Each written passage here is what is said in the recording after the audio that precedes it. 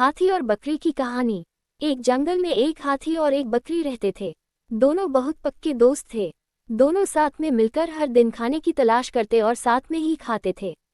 एक दिन दोनों खाने की तलाश में अपने जंगल से बहुत दूर निकल गए। वहां उन्हें एक तालाब दिखाई दिया। उसी तालाब के किनारे एक बेर का पेड़ था। बेर का पेड़ देखकर हाथी और बकरी बहुत खुश हुए। वह दोनों बेर के पेड़ के पास गए। फिर हाथी ने अपनी सूंड से बेर के पेड़ को जोर से हिलाया और जमीन पर ढेर सारे पके हुए बेर गिरने लगे। बकरी जल्दी जल्दी गिरे हुए बेरों को इकट्ठा करने लगी। संयोगवश उसी बेर के पेड़ पर एक चिड़िया का घोंसला भी था, जिसमें चिड़िया का एक बच्चा सो रहा था और चिड़िया दाने की खोज में कहीं गई हुई थी।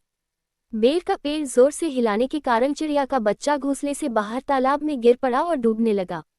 चिड़िया के बच्चे को डूबता हुआ देखकर उसे बचाने के लिए बकरी तालाब में कूद गई, लेकिन बकरी को तैरना नहीं आता था। इस वजह से वह भी तालाब में डूबने लगी।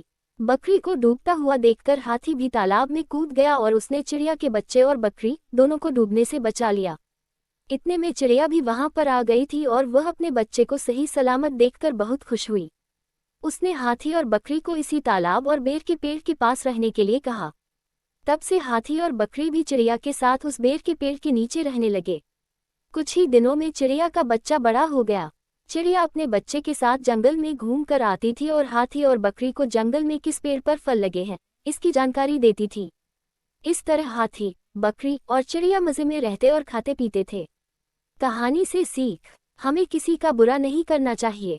अगर हमारी गलती से किसी को परेशानी होती है तो उस गलती को सुधारना चाहिए और मनमुटाव दूर करते हुए एक दूसरे की मदद करनी चाहिए।